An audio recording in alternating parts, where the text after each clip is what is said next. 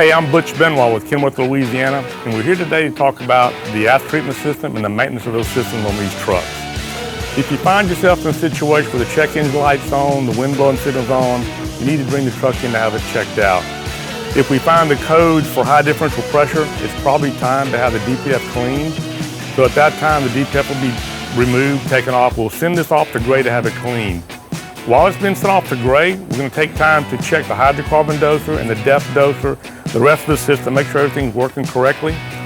When the DPF comes back, we're able to put it back on the truck, put everything back together, run a regen, and record the regen to verify the repair.